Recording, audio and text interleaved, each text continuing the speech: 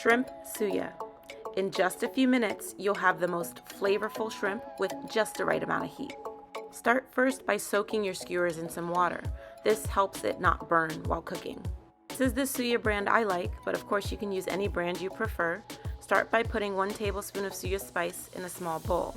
Then you'll go ahead and add some garlic powder and then some onion powder. Last, you'll put some adobo seasoning. Mix all the spices together.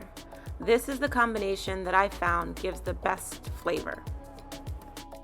In a separate bowl, add some vegetable oil and then some green sauce. The green sauce or seasoning paste is something that's very commonly used in Caribbean cultures, and my husband put me onto it. I really like it because it helps to add something special to the dish. Go ahead and add all the shrimp to the bowl. This is all shrimp that you want to be cleaned and deveined. I kept the tails on just for presentation.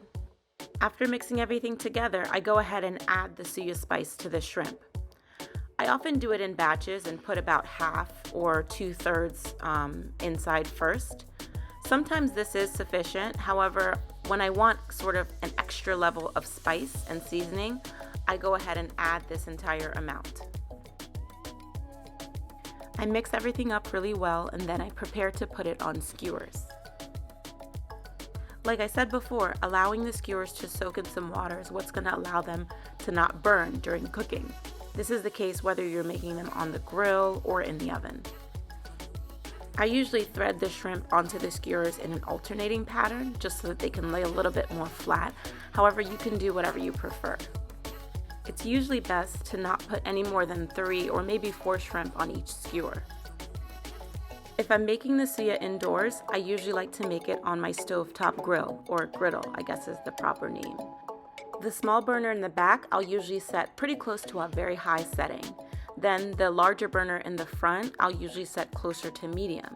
And I'll remember the positions of these burners so that I can move the shrimp around while cooking, just to have better control. Then I'll go ahead and add some vegetable oil, usually brushing it on, just to coat it and prevent sticking with cooking. Next, I go ahead and lay the shrimp onto the grill. I'll usually concentrate the shrimp, maybe about 2 in the front and 2 in the back. I usually don't use the center portion because there's no actual direct heat source there. Instead, what I'll do is during the cooking process, if I want the shrimp to just have a little bit of heat, I'll maybe move them to that center area just to still stay warm and get some heat, but not so much direct heat. I'll usually move the shrimp around, flip them over maybe a few times, sometimes turn them on their side, sometimes flip them back and forth. It's really a pretty easy process. And then, before you know it, in minutes, they're done. It's one of the easiest and most amazing things to make. You will love it, and I'm happy to share this recipe. Thanks again for watching. Be sure to check out more of our cooking videos here on YouTube.